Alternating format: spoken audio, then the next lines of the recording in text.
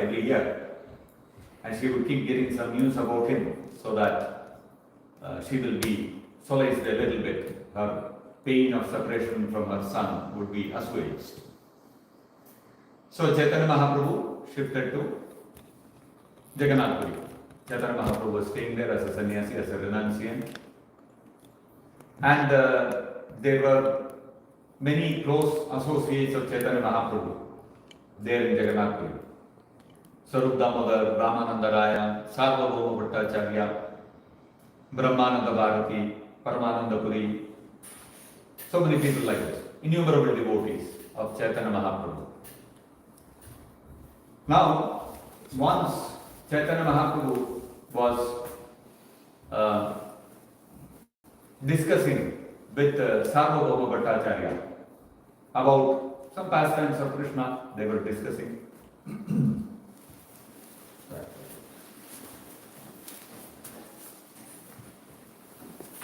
So, Chaitanya Mahaprabhu and Sarvabhauma Bhattacharya and a few other devotees, they were discussing about Krishna's pastime. That was a regular affair. And that day, suddenly, a new person appeared there. He came there. And he introduced himself, saying, "My name is Govinda. I am a disciple of Srila Ishwarapuri." Srila Ishwarapuri is the spiritual master of Chaitanya Mahaprabhu. So, Govinda became the godbrother of Chaitanya Mahaprabhu. So he said, "I am the disciple of Srila Ishwarapuri and I was his personal servant. And Srila Ishwarapuri, before passing away, he ordered me to come to Jagannath Puri and become the personal servant of Chaitanya Mahaprabhu. So I have come here."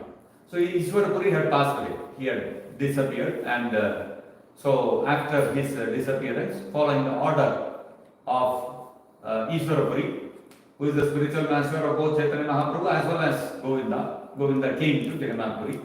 And he said, "This is the order of Srila Ishwarapuri, so I come to become your personal servant." So when he did that, Chaitanya Mahaprabhu, actually two things happened there. So when he came, actually Govinda was born in a Shudra family. And Ishwarapuri was born in a Brahmana family. So according to the Smriti Shastras, a Brahmana Guru has to accept only Brahmanas as his disciples. He can give Diksha to only Brahmanas as his disciples, and he can engage only a Brahmana as his personal servant. This is according to Smriti Shastra. So, Sarvabhauma Bhattacharya asked Chaitanya Mahaprabhu, "How is it that going against the Smriti Shastra, Ishwarapuri, how did he violate the instructions of the Shastras and he accepted somebody from a lower caste as his disciple and as his personal servant?" So in response, Chaitanya Mahaprabhu described one of the pastimes of Krishna. During when the conflict between the Pandavas and Kauravas was going on in the Mahabharata, the Pandavas had to go in the forest exile, and then they had to live incognito, Vanavasa, Ajnatavasa, all that they completed. And after completing that, when they asked Duryodhana to return the land, return their kingdom, Duryodhana refused. Actually, what had happened, Dhritarashtra was sitting on the throne as the emperor of the whole world. He was sitting on the throne of Hastinapura. Hastinapura was supposed to be the seat of the emperor of the whole world. So, Dhritarashtra was the emperor. He was sitting on the throne of Hastinapura because his younger brother Pandu had died, he had passed away.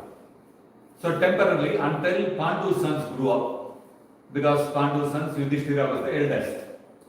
So, until they grew up and Yudhishthira Maharaj could ascend to the throne, Dhritarashtra was made a caretaker king. So when the Pandavas grew up, they approached Dhritarashtra and told him that now we have grown up, you please give us some land to rule over. They did not ask for Hastinapura. Actually, Hastinapura was their rightful claim.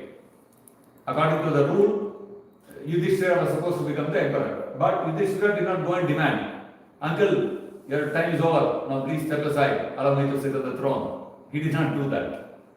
He very humbly presented before him, now we have grown up, we need some kingdom to rule over, so you please, do something suitable for us. So immediately Dhritarashtra, what Dhritarashtra should have done? He should have said, yes, you are sit on the throne of Hastinapura, and you should have coronated him as the emperor. But Dhritarashtra was blinded by his desire for power. So what he did, oh yes, you have all grown up, yes, you need a kingdom. So I am making you the king of Khandavaprastha. Khandavaprastha is your kingdom, please go ahead. And what is this Khandavaprastha? Khandavaprastha was simply a forest. Nothing was there, no habitation, no city, nothing was there. Maybe some villages would have been there, but nothing else was there.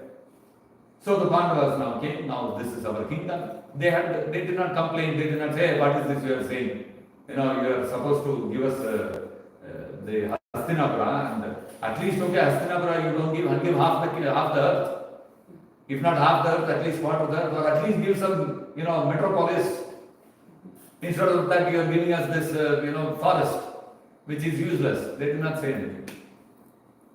They went to the forest, and Krishna came to know that they had been given Khandavaprastha to rule. So Krishna immediately called Vishwakarma and told him, my devotees are there, go build one city for them. So Vishwakarma came and he built Indraprastha for them, which is modern day Delhi. And so the Pandavas built Indraprastha into a flourishing city. It became so flourishing, so opulent because of the policies they had and all that. People from everywhere started coming, settling there. It became a bustling city. It became very opulent. It became a flourishing city. So when Duryodhana saw this, he became envious. Arey, this is better than Hastinapura. How can they have something which I don't have? I want this also. And that is how he created the game of dice and took away the kingdom and all that. So after the Pandavas completed all the conditions, Ajnatavasa, all that they completed, they said, okay, now give us back Indraprastha. They did not ask for Hastinapura. Duryodhana was sitting there on Hastinapura, they had no intention to displace him. They said, give us Indraprastha back. Duryodhana said, I will not even give that much land where you can put a pin. Even that much land I will not give. So when this happened, then the only option is war. So, but if you take to war, then it's going to be huge loss of life.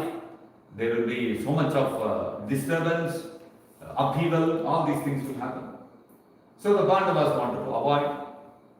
So Krishna took their message, peace proposal, and he went to Duryodhana.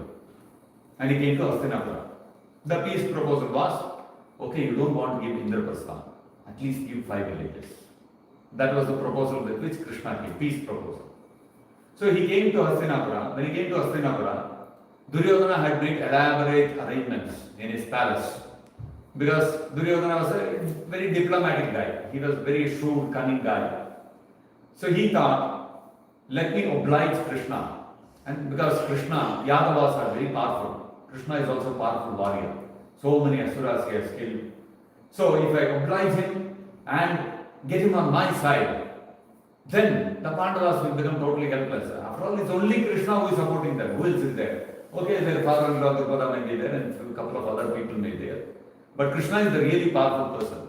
If I bring him to my side, then the Pandavas, they have no hope. Then I will be the undisputed ruler of the whole world. So he made elaborate arrangements in the palace and made a big feast, arranged everything, and then Krishna landed in Hastinapura. And Duryodhana said, yes, come Krishna, I made all the arrangements for you. Krishna replied, you are an enemy for my devotees. And an enemy who is, a person who is an enemy of my devotees is enemy for me also. I will not come into your palace, I will not accept your hospitality, I will not accept your food. So then Duryodhana said, then where will you go? What will you do? Krishna said, I will go to Vidura's house. Now Vidura was considered a Shudra and Krishna is a Kshatriya. So he cannot go to a lower caste person's house and accept food there. So Krishna went to Vidura's house. He had prasadam at his place and he accepted the hospitality of Vidura. Why? Because Vidura was a great PR devotee. So Chaitanya Mahaprabhu recited this and told Sarvabhauma Bhattacharya, my supreme personality of Godhead, Krishna, is not obliged by the rules and regulations of the scriptures to act in a certain way. He is eminently powerful enough to act as he likes, independent of the injunctions of the Vedic scriptures. He is governed only by the love of his devotees. So just as my Supreme Lord is not under the influence or under the control of any rules and regulations of the scriptures, similarly, my spiritual master is also equally powerful. He is not under any rule and regulation. So he can do as he desires. He is not constrained by the rules of the scriptures to bestow his mercy upon anyone. He decided to bestow his mercy upon Govinda, no matter what caste he is from or where he has taken birth, all those things are immaterial. He is authorized and powerful enough, he is empowered to act, to bestow his mercy upon him. So, you see, the spiritual master is not regulated by the Vedic injunctions. Although the spiritual master will not break the rules and regulations of the scriptures, but that does not mean he is under their control. In exceptional circumstances, he may go beyond them. He is allowed to do that. He is empowered to do that. He is authorized to do that. Now, the matter did not end there. Chaitanya Mahaprabhu now put up a very intricate question to Sarvabhauma Bhattacharya. He said, okay, now you put a doubt, I have clarified your doubt. Now I have one doubt. Chaitanya Mahaprabhu said, I have a doubt. What is that? Chaitanya Mahaprabhu said, anything which is used by the spiritual master cannot be used by the disciple. Something which is meant for the personal use of the spiritual master. For example, Prabhupada's Vyasasana we have in the temple hall. Some function is there, let us keep Prabhupada aside and take out his Vyasasana and give it to some guest. We cannot do that, right? Nobody can occupy Prabhupada's Vyasasana, his seat. Similarly, there are other paraphernalia of the spiritual master which the disciples cannot use. There was one funny incident which happened once when Prabhupada went to Africa to preach. And when Prabhupada was, I think it was Nigeria, Kenya, somewhere, I don't remember exactly. Kenya? Okay. So Prabhupada had gone there and Brahmananda Prabhu had been preaching there. And some of the blacks there, natives there, they had become devotees. And so Prabhupada went there to give his association. So they had put up Prabhupada in a place. And in the morning, Prabhupada got up and his cloths had been kept for washing. And Prabhupada is going to take the cloths are missing, not there. And then the devotees had run around, they organized some other set of cloths and Prabhupada came. And then Prabhupada came to the temple and he's seeing one of those devotees, they are wearing Prabhupada's best, two of them. So then Prabhupada called Brahmananda Prabhu and told him, see, spiritual masters things they are not supposed to use. Please tell them. And they were not aware of the culture and position of spiritual master and all like that. So spiritual masters, personal objects a disciple is not supposed to use. Of course, if he wears a garland and gives it out as a prasadam, that's something which is allowed. But items of his daily use, it's forbidden. So similarly, the personal servant, if my god brother is the personal servant of Prabhupada, if he is the personal servant of my spiritual master, then I cannot engage that god brother as my personal servant. This is the injunction. So, Chaitanya Mahaprabhu told Sarvabhauma Bhattacharya, Govinda is my god brother and he is the personal servant of my spiritual master. So how can I engage him in my service? How can I take him as my personal servant? It's not possible, it's not allowed. At the same time, My spiritual master has ordered like this, so what should I do? I'm confused. Chaitanya Mahaprabhu knows the answer. But like Krishna also consulted Uddhava many times, right? He asked him what to do in this circumstance, what to do in that circumstance. That is because Krishna wanted some service from Uddhava. Similarly, Chaitanya Mahaprabhu wanted a service from Sarvabhauma Bhattacharya. So he expressed as if he was not aware what to do. So Sarvabhauma Bhattacharya immediately quoted two verses. One is from the Raghuvamsha, one is from the Ramayana. From the Raghuvamsha, he quoted the verse, Sasushruvan Matari Bhagavena Pitur Niyogat Pragrutam Dvishadvat Pratyagrihi Agrajashasanantat Ajna Gurunam Avicharaniya. So this is a verse from the Raghuvamsha which states that Pratyagrihi, Sasushruvan Matari Bhagavena. Bhagava means it is referring to Parashurama. Parashurama got an order from his father, Jamadagni. Jamadagni told Parashurama, there was some incident because of which Jamadagni told Parashurama, you have to behead your mother, you have to kill her. So when Parashurama heard that, what was his response? Actually, according to scripture, mother has to be worshipped. Mother has to be always served by the son. There is no question of son acting, in contrary to the desires or welfare of the mother. It's not allowed in scripture. But here, Bhargava, Parashurama got an order from his father, who is his spiritual master, that he has to kill his mother. So what was Parashurama's response? He Dvishadvat, as if his mother is his enemy, he went ahead and beheaded her. Exactly like how would he behave with an enemy, he behaved with her. Of course, we understand, we know that incident also, that because Jamadagni is so powerful, later on Parashurama, Jamadagni became pleased with Parashurama and he told him, what benediction you want, you have followed my order, you have pleased me by this, so what benediction you want? Parashurama said, please bring my mother back to life, and she was brought back to life. So, so it's all a whole different pastime. But the point is, when Parashurama was ordered by his father to kill his mother, he did not stop to question, no, as per Shastra, I am not supposed to do that. How can you order me to do something which is forbidden in the Shastras? He did not do any of those things. He immediately carried out the order of his father, his spiritual master. So Pratyagrahi Agraja Shasana, when Lakshmana heard this, he immediately dedicated himself to following all the orders of his brother, Lord Ramachandra, without any consideration, without any reservation. And then the Raghuvamsha states, this action by Lakshmana and Parashurama is following the principle of Ajna Guruna Avicharaniya.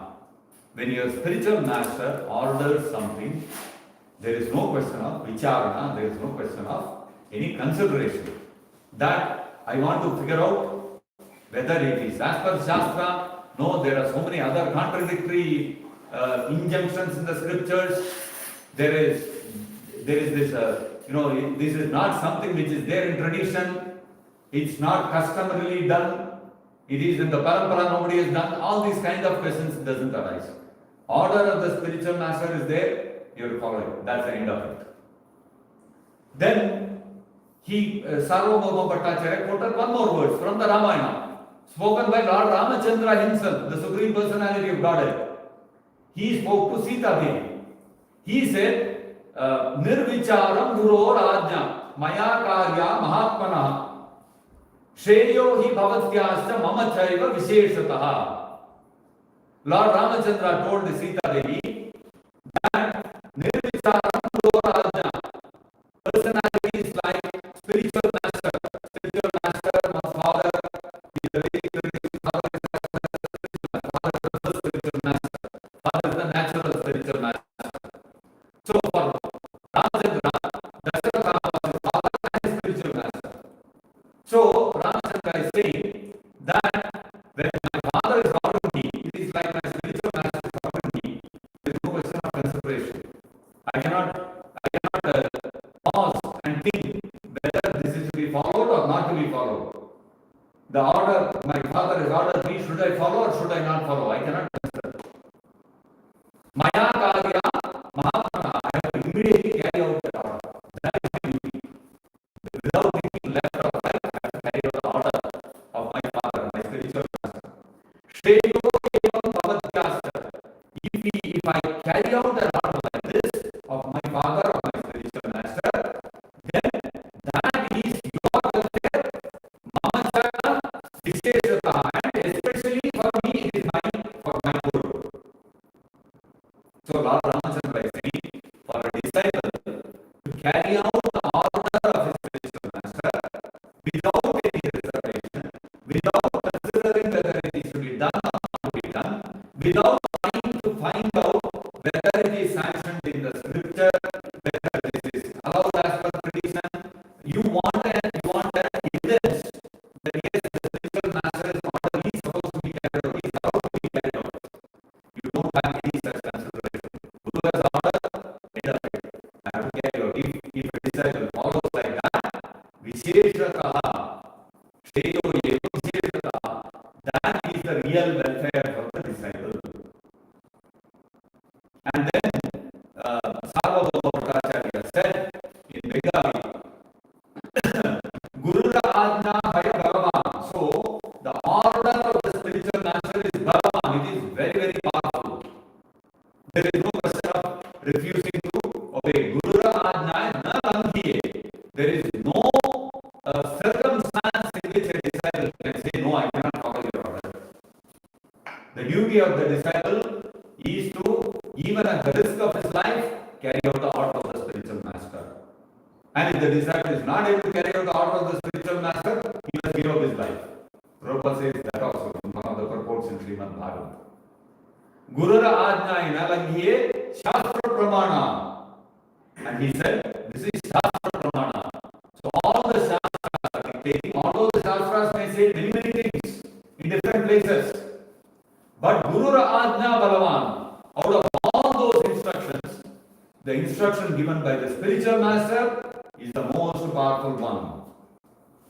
The scriptures may order many things in different places.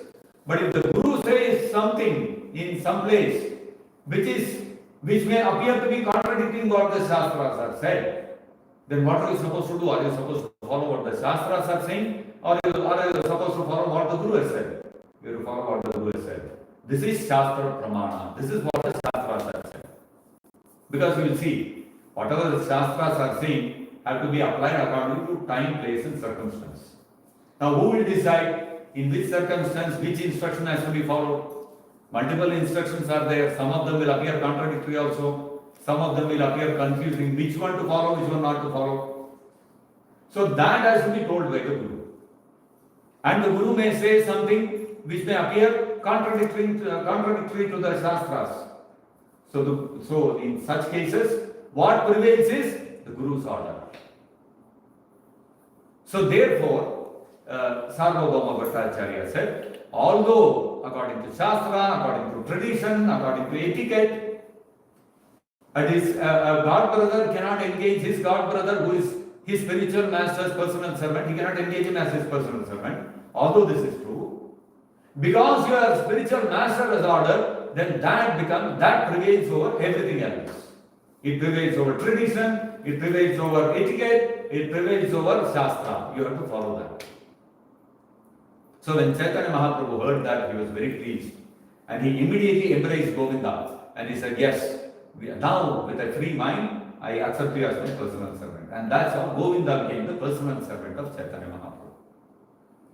So from this, what we can understand is, this is a very, very important principle which all of us have to understand. Anybody who is an aspiring disciple or who is a disciple, this is a very important thing to consider.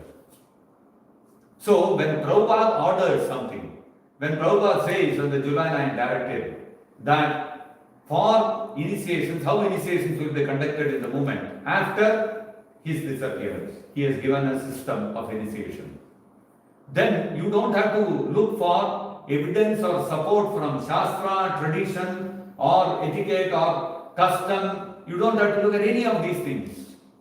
these things are not essential. Even if you don't find any reference in Shastra or any precedent in tradition or parampara for such a system, Gurura Ajna Bhagavan, Prabhupada's order prevails over everything else. In fact, if tomorrow somebody digs out from the Shastra some verse which says that ritvik system can never be followed in Guru's absence, even if you find such an order, actually now we are not finding any evidence supporting this. Suppose you find an evidence opposing it, even then Guru Ajna Balavan, Prabhupada's order remains strong, and that prevails. You have to follow Prabhupada's order, not what the Shastra is saying. This is what the Shastras are themselves saying, and this is what Chaitanya Mahaprabhu has established. So therefore, in especially Gaudiya Vaishnava tradition, this position of the Diksha Guru as being absolute, Sakshat Haritvena, as good as Hari. Suppose Hari, Krishna says something. If Krishna tells Yudhishthira that you have to lie on the battlefield, then that becomes dharma. And because Yudhishthira hesitated on the battlefield to tell that lie that what is his name? Ashwatthama had died, because of that his chariot came down on the ground and he had to see hell for a few seconds. You see? So this understanding that when Krishna says something, to follow that becomes dharma. And what the Shastras are saying becomes immaterial. Similarly, because Guru is Sakshat Haritvena, when Guru says something, because he is Sakshat Haritvena, that overrides everything else. See, this understanding of the position of the Guru as being almost on the level of Krishna, the Supreme Personality of Godhead, is very unique in the Gaudiya Vaishnava tradition, the Gaudiya Vaishnava parampara. And it has been established by Chaitanya Mahaprabhu himself. And this instruction of Chaitanya Mahaprabhu through the pastime of Govinda and Sarvabhauma Bhattacharya was encapsulated into the Guru Ashtakam. And there, in the Guru Ashtakam, Sakshat Haritvena Samasta Shastrai Uktastatha Bhagyata Eva Sadbhi. So, we have to, all these things are in the Gaudiya Vaishnava Sampradaya. These are all very fine things which have been brought out by Chaitanya Mahaprabhu and the subsequent Acharyas. So it is not like other ordinary, other Sampradayas. Which other Sampradaya has this understanding that Guru is Sakshat Haritva? See? So these are all amazing things which are brought out in our Gaudiya Vaishnava parampara. So it is imperative that we understand the position of the Guru. Position of Guru is very, very exalted. And that is why in Gaudiya Vaishnava Sampradaya, generally the Guru or the Acharya, the Diksha Guru, is considered to be one of the eternal associates of Krishna from Goloka Vrindavan, not even from Vaikuntha. From Chaitanya Mahaprabhu's time onwards, whatever Acharyas have come, whether it is the Shad Goswamis, whether it is Jagannath Das Babaji Maharaj, whether it is Srila Bhakti Siddhanta Saraswati Thakur, all of them are from the Goloka Vrindavan Leela. They are not even from Vaikuntha. So the position of the Acharya and Diksha Guru is of that level. Nitya Siddhas can have to play that role. And such Nitya Siddhas, when they speak, they are not speaking their own opinion or their own desires, they are not expressing. They are expressing the direct desires of Krishna. And that is why Prabhupada in one of the purports says, when the pure devotee spiritual master speaks, his words carry the saffron dust of the lotus feet of Krishna. How beautifully Prabhupada has put this, you see. So the position of the spiritual master, the position of Prabhupada similarly, is extremely exalted. We cannot compromise that position of the Diksha Guru and of Prabhupada by elevating or artificially diminishing the position of that. We cannot have diminished the Diksha Gurus. Diksha Guru means he is a Nitya Siddha of that platform, Sakshat Haritya. End of the matter.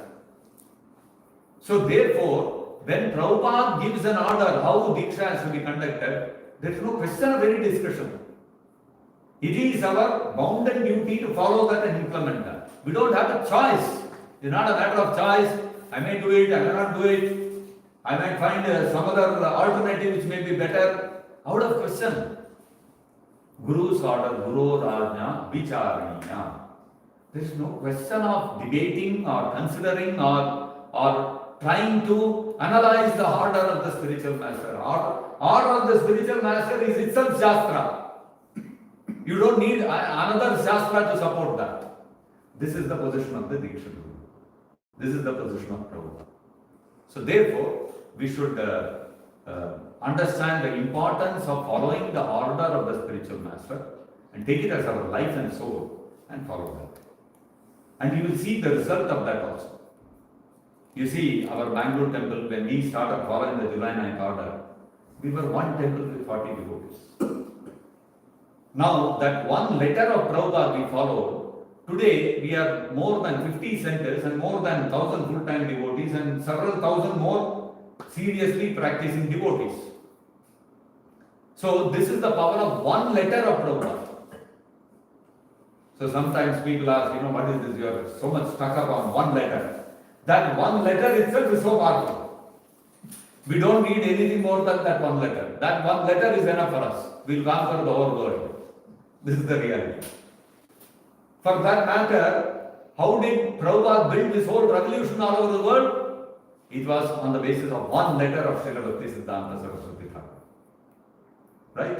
Srila Prabhupada wrote to Srila Bhaktisiddhanta Saraswati Thakur, and in 1936, and in December, just before Srila Bhaktisiddhanta Saraswati Thakur disappeared, he replied to Srila Prabhupada saying, preach in the West. Only one letter.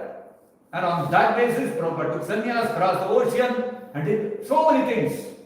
And created a revolution all over the world.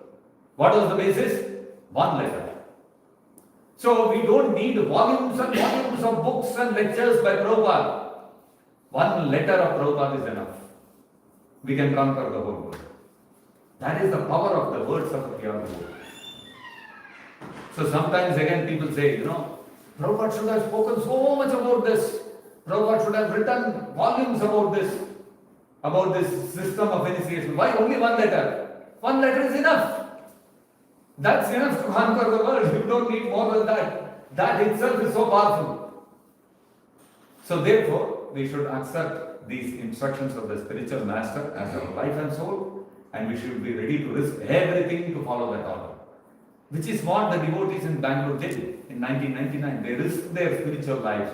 They risked whatever they had achieved till then, whatever name, fame, whatever they had got, everything put on the line to follow that one letter of Prabhupada. And the result is there for people to see today. So we don't have to worry. If we take risk for following the order of the spiritual master,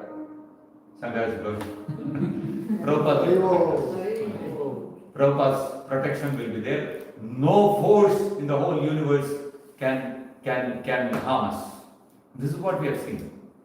All kinds of forces descended upon us, upon the devotees in Bangalore temple. And when we wanted to follow the July 9th order, nothing could shake us.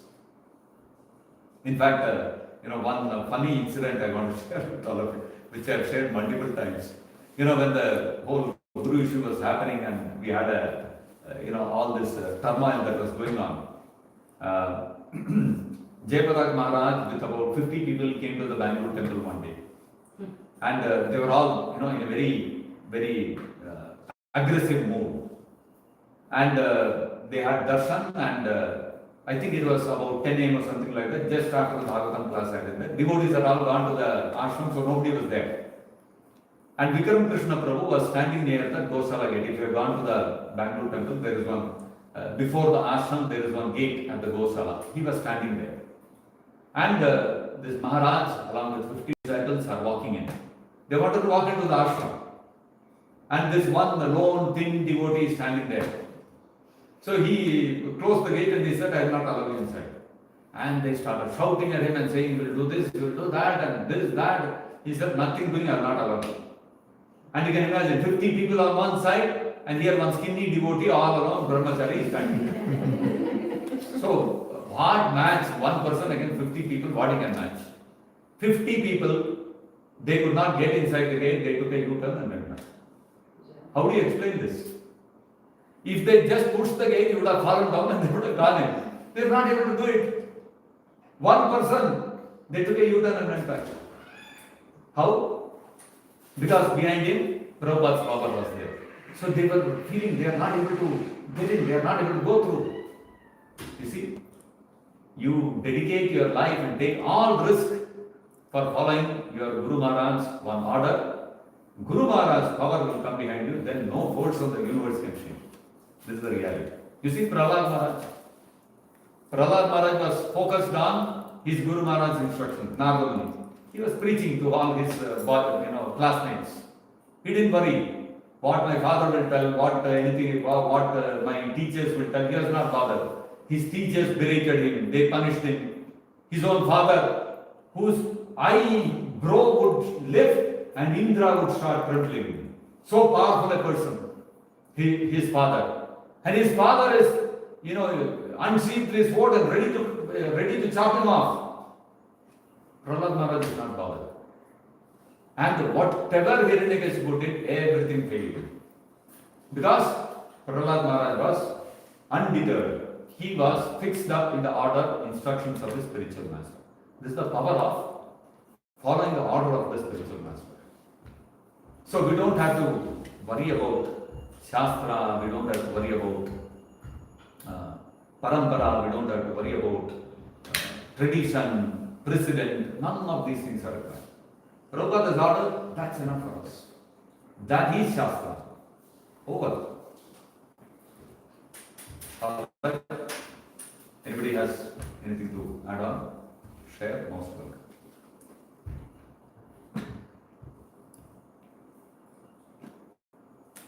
Just observe. Yes, so I heard your practice speaking where you mentioned, I think it was yourself where you were much younger, you had a stick and guarding the temple. Yeah, we all of us did that. Guarding the temple in the night. Yeah, we did that for many days. Many days. When the High Court ordered against us, we had to, we had to be careful to ensure that there is no, Calcutta kind of incident where they storm the temple and take over and all that. So we had to be careful about that.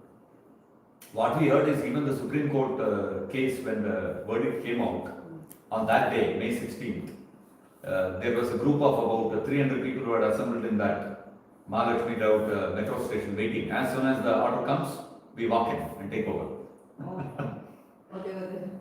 So, but nothing happened. There was no order in their favor, so it didn't happen at all. So yes, these, but ultimately, what Prabhupada and Krishna, they will, only that will happen. Rakhe Krishna, Mare Krishna, Rakhe. That's the reality. When we follow the spiritual master's order, Krishna's protection comes.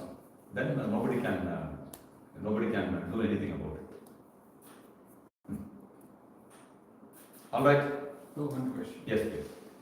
I was thinking of yesterday's this thing and today's thing. So you mentioned about Acharya having those 3 points which you mentioned yesterday. Definition of the Acharya. Definition of Acharya. Distilling the Essence of the scripture. Essence of the scripture. Leading example. Leading by example. And setting examples for setting others, the standards for others to follow. For the disciples. And for us, Prabhupada has given all these 3 which we are following. Even they are also following. Apparently the same things. And today you mentioned about taking the order of the spiritual master. That supersedes over scriptural injunctions also. So, in one way they are following Prabhupada's instructions only. And in one way they are not, because they disobeyed this whole thing. Just, what happens to them? They better, is it like, What's the difference between them and us? No. It is like, is it a disobedience or is it is the following of the instructions which Prabhupada has given? Is that what they are following is? They are following some instructions, they are not following this one instruction. So the point is, Prabhupada, the spiritual masters, gives instructions to his disciples. Multiple instructions he gives, following 4 regulative principles, chanting 16 malas every day. And Prabhupada says one of the offenses against the holy name is that you have to chant attentively, you cannot be inattentive. So when we chant, we are trying to be attentive while chanting, but we are not able to. But Prabhupada's order is you have to be attentive while chanting. So we are disobeying Prabhupada, is it? We are trying to obey, we are not disobedient. But out of material conditioning and weakness of the mind, we may be incapable of following. We are striving to follow, but we may be incapable of following. That's not called disobedience. So you are absolved of disobedience if you are attempting to follow, but due to your incapability, due to your inherent weakness, for whatever reason, you are not able to follow. That's not called disobedience. You will not be committing the Guru Aparadha or the offense of disobeying the order of the spiritual master, the third offense. Now, when there is a specific order from the spiritual master, that for the whole institution, not to an individual, that the whole institution, this is the way I want it to run in my absence, then it becomes the bounden duty of the leaders of the institution to see that that order is followed. They try to follow, and due to some weakness, some mishap happens, that's okay, that's not disobedience. But if you say that no, I will not follow this, I will create some other system, then it becomes the third offense. So the problem with that is, what happens is, there is an institutionalized disobedience of the Guru's order. I will not follow, I will not allow you also to follow. If you try to follow, I will expel you, I will ban you. So you see, all the devotees are forced to disobey Srila Prabhupada. If you are part of this group, you have no choice other than to disobey.